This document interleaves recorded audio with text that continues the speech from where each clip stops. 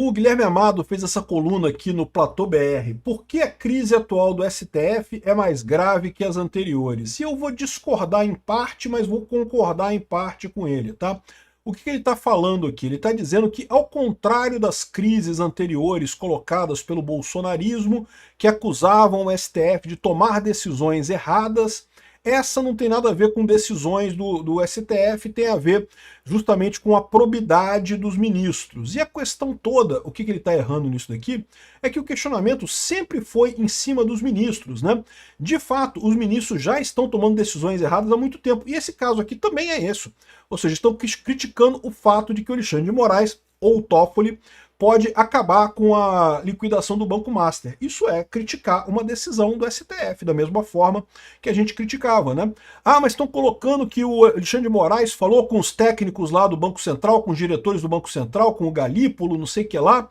Isso é verdade, isso não é uma decisão judicial, como eu até falei para vocês, nesse ponto eu acho que ele está correto. Você tem um caso bastante explícito que mostra um problema que não é um erro, não é um crime de hermenêutica, não é uma coisa relacionada a uma decisão do STF. Nesse ponto ele está certo, mas tem outros casos no passado. E a Vaza Toga? A Vaza Toga ele esqueceu, ele não fala da Vaza Toga também, é evidente. O grupo de WhatsApp no TSE que escolhia as pessoas que iam ser perseguidas, isso não tem nada a ver com decisão judicial nenhuma. Isso é um absurdo, qualquer que seja o ponto de vista, né?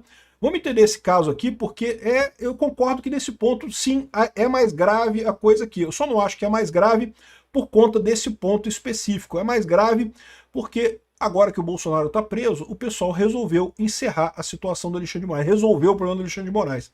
Eu sou Peter Turguniev, esse é o canal Ancapso e essas notícias foram sugeridas por Salve para Ancaps que tem esposas comunas, Choque Econômico e várias outras pessoas. Obrigado aí ao pessoal que sugeriu notícias lá no nosso site, no visãolibertaria.com, e obrigado a você que está assistindo o nosso vídeo. Se você gosta do nosso conteúdo, por favor, deixe o seu like, se inscreva aqui no canal, né? Então tá aqui, ó. Olha só o que ele diz aqui, como por que está mais grave essa crise do STF do que as outras. O foco da crise deixou de ser o conteúdo das decisões dos ministros e passou a ser a integridade individual dos membros do Supremo. E é isso que eu questiono, porque não sempre, a crítica sempre foi a integridade dos membros do Supremo. O problema sempre foi esse, né? As decisões que eles tomam justamente de forma assodada e política e contrária à Constituição. Aqui, ó. Durante o ciclo mais intenso de ataques ao STF, especialmente entre 2019 e 2022, ou seja, no governo Bolsonaro, as críticas se concentravam nas decisões judiciais. Era um embate de natureza institucional e jurídica, ainda que frequentemente atravessados por retórica política, acusações de ativismo judicial, autoritarismo e supostos excessos em medidas contra a desinformação e ataque à democracia. Em comum, essas críticas miravam atos do tribunal e não a conduta privada ou as relações pessoais de seus integrantes. E aí que eu acho que ele está errado. Não, a crítica eram aos integrantes que claramente queriam sacanear Bolsonaro. Evidentemente queriam sacanear o projeto de Bolsonaro, que foi o projeto que ganhou as eleições em 2018, né? Aí, agora ele coloca aqui, ó, o cenário atual é diferente, é mais corrosivo. Mas, de novo, peraí, ele falou de 2019 a 2022 e 2024. E a Vaza Toga? E aquelas informações todas de que o STF estava, de fato, perseguindo pessoas durante a eleição, querendo calar pessoas. Não, que temos que calar a Revista Oeste. Acha uma opinião mais ácida aí para fazer um dossiê aí para a gente calar a Revista Oeste. Cadê? Sumiu aqui na visão dele, né? Ou seja, a minha visão é a seguinte, eu concordo, eu sempre falei isso, né? O tal do crime de hermenêutica é tido como impossível no Brasil. Ou seja, você não pode criticar um juiz pela decisão dele, porque decisões de juízes são eminentemente subjetivas. Então, por mais que você suspeite que o juiz usou, sei lá, uma convicção política dele, ou algo que ele acha que é certo, que ele acha que é errado, no final das contas você não tem como dizer que isso foi, que isso se diferencia de qualquer outra decisão dele. Então, todos nós tomamos decisões na nossa vida com base nos nossos princípios. Então, de certa forma, não tem como o juiz ser diferente, né? Muito embora muitas das decisões que foram criticadas de ministros do STF tenham a ver com um descumprimento aberto do que está escrito na Constituição. E aí não é uma questão de opinião subjetiva. É uma questão de que realmente eles foram lá e tiraram do cu uma hermenêutica pentadimensional lá tirada do rabo, uma hermenêutica constitucional totalmente falha e usaram aquilo para tomar a decisão, né? Mas, de novo, depois que passou isso, em 2024, você já teve a vazatória que mostra coisas absurdas feitas pelo Alexandre de Moraes. Nada disso é novidade. O que é novidade agora? É aquilo que eu falei para vocês. A única novidade que tem nessa crise do STF é o fato de que, agora que já condenou Bolsonaro, tem uma parte da sociedade que acha que, então agora é pronto, né? Antes era o seguinte, não podemos bater no Alexandre de Moraes, porque senão quem é que vai condenar Bolsonaro? A gente precisa condenar Bolsonaro de algum jeito. Temos que dar um jeito de tirar Bolsonaro da política, porque senão o PSDB nunca mais vai voltar. Então a gente tem que dar um jeito de tirar Bolsonaro da política. Aí o Alexandre de Moraes ia lá, era a pessoa que eles queriam que fizesse isso. Todo mundo já há bastante tempo sabe que o Alexandre de Moraes está exagerando nessa parada, que está tomando decisões absurdas, decisões erradas. Então estava todo mundo já criticando o Alexandre de Moraes, mas deixa quieto, não bate muito nele. O que mudou de lá para cá? Agora que o Bolsonaro foi condenado, esse pessoal não se sente mais obrigado a poupar o Alexandre de Moraes. E aí, a primeira coisa que surgiu, eles já bateram com tudo no Alexandre de Moraes. Isso não foi já um vazamento feito justamente com este propósito no final das contas, né? Porque, lembra, esse escândalo todo do Banco Master, isso já vem há algum tempo, desde a liquidação do Banco Master. Ou seja, a gente está falando de coisas que aconteceram até antes da condenação do Bolsonaro. O pessoal já sabia que tinha um contrato com o escritório do Alexandre de Moraes, mas ninguém falou desse contrato antes da condenação do Bolsonaro, porque senão, né, vai ficar chato, o Bolsonaro não vai poder ser condenado, tem que condenar o Bolsonaro primeiro, depois a gente fala do contrato. Aí depois que teve a condenação do Bolsonaro, agora, meu amigo, pode espinafrar o Alexandre de Moraes, né? Aqui, ó, o cenário atual é mais diferente e mais corrosivo, eu não tenho dúvida nenhuma. O foco deixou de ser o conteúdo de decisões e passou a ser a integridade individual dos ministros. Isso aqui eu discordo. Sempre foi a integridade dos ministros.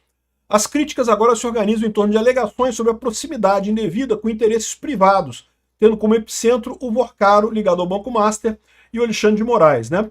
Então repara que até o Guilherme Amado está aqui, né, falando que olha só, agora a coisa é diferente, agora é mais sério, agora o pessoal quer bater no Alexandre de Moraes. Há ainda um segundo agravante, esse tipo de ataque transcende em campos políticos tradicionais. Diferentemente das ofensivas anteriores, associadas majoritariamente à extrema-direita ou a grupos específicos, a narrativa atual encontra ressonância em setores mais amplos da opinião pública. Mentira, tá todo mundo já criticando o Alexandre de Moraes há muito tempo. O que acontecia é, de novo, aquilo que eu falei para vocês. Esse pessoal queria porque queria tirar Bolsonaro do jogo político, achou que ia conseguir. O Alexandre de Moraes condenou o Bolsonaro, aí agora o Alexandre de Moraes não tem mais serventia para esse pessoal, estão fritando ele. É isso que mudou. Então não tem, encontra eco em mais áreas da opinião pública, é verdade, mas também a vazatória, também da mesma forma, foi um escândalo enorme. E o pessoal ficou quietinho, a Rede Globo nem falou da vazatória, olha que coisa impressionante, né? Por fim, a crise ocorre no momento que o STF ocupa posição central no sistema político brasileiro, mediando o conflito entre poderes, arbitrando disputas sensíveis e funcionando como anteparo contra rupturas democráticas. Quanto maior o protagonismo, maior a exigência de distanciamento absoluto de interesses privados. É por isso que essa crise é mais profunda que as anteriores. Ela não contesta apenas o STF, mas quem decide e quem tem em que condições. Mais do que isso, né, essa crise também mostra que o STF já há muito tempo está exagerando nos seus poderes. Esse é o ponto que o pessoal está fingindo que não quer, que agora é sério. Eles estão querendo achar um motivo para dizer por que eles antes não criticavam o STF e agora acham que podem criticar. O motivo é esse que eu falei. É porque antes eles queriam condenar Bolsonaro, então estavam passando pano para esses absurdos do Alexandre de Moraes. Só que o fato deles terem passado pano por tanto tempo aos absurdos do Alexandre de Moraes só fez o cara ganhar mais poder. Só fez o cara se sentir mais à vontade de fazer merda. E isso pode gerar um problema ainda maior, porque o pessoal está tratando como se fosse favas contadas que o Xandão vai cair. Eu não sei não, tá? Vamos ver o que vai acontecer, né? Aqui, ó.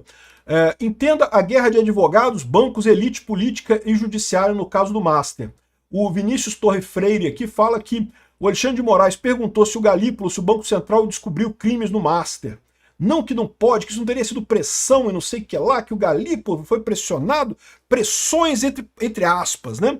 Sendo que, de novo, eu já falei para vocês, se alguém foi pressionado, não foi o Galípolo, foi o Ailton Aquino. Foi aquele diretor do Banco Central que exatamente o Toffoli está chamando para uma acariação muito estranha agora dia 30, provavelmente ele foi o cara que foi pressionado pelo Alexandre de Moraes.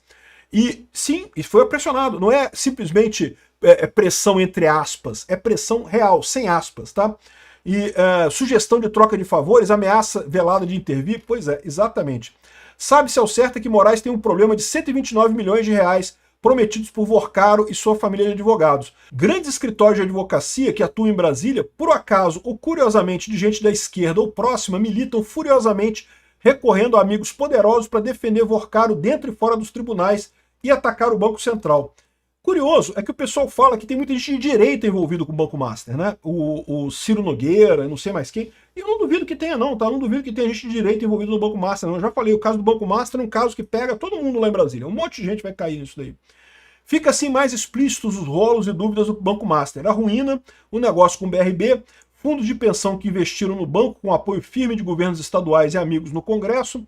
Vorcaro tem muito amigo na direita e no centrão que inventava leis ad hoc para ajudá-lo.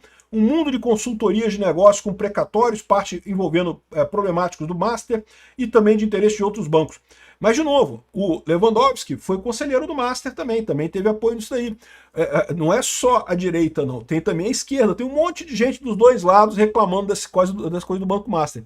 Como eu já falei, é uma bomba enorme lá em Brasília. O pessoal tá vendo só o Alexandre de Moraes defendendo o Banco Master, não é só ele não. Tem um monte de gente lá em Brasília defendendo o Banco Master nessa história. Por isso que eu tenho medo dessa história. Como é que vai acabar nisso daqui, né? Embora no público em geral, na população brasileira de forma geral, todo mundo veja o absurdo que está acontecendo, lá na elite aristocrática socialista de Brasília tem um monte de gente querendo abafar esse caso. O pessoal da esquerda já está dizendo que é um novo golpe da Globo, que a Globo está dando golpe no Alexandre de Moraes. Que coisa triste desse pessoal, né? Ter que passar essa cortina de fumaça para disfarçar que é o Lula que está querendo essa coisa toda, né? Aqui, ó, a atuação da mulher do Moraes no STF e STJ cresce 5 vezes depois da posse do marido. Para quem tinha alguma dúvida da meritocracia lá do escritório da Viviane Barça de Moraes, o número de contratos que ela tinha cresceu 5 vezes depois que o marido se tornou ministro do STF, né? É lógico, faz todo sentido no mundo, né? Todo mundo sabe disso daí, né? O motivo disso, né? E a grande dúvida que eu tenho é quem é que vai ganhar essa parada? Porque, de novo, tem muita gente desesperada com esse assunto. Não é só o Alexandre de Moraes e o Toffoli, não. Tem muita gente desesperada com esse assunto. Qual que vai ser o resultado final? Eu torço para a maior parte de briga possível. Quanto mais gente for pra merda nisso daqui, melhor no final das contas, porque realmente o que é um absurdo só é achar que o Alexandre de Moraes faz alguma coisa certa, que agora é diferente. Não, sempre foi essa merda que tá aí. Antes era diferente só porque vocês passavam um pano para ele. Obrigado por assistir nosso vídeo até o final. Tem alguns links para você nos ajudar aí na tela e também na descrição desse vídeo. Contribua com o nosso projeto.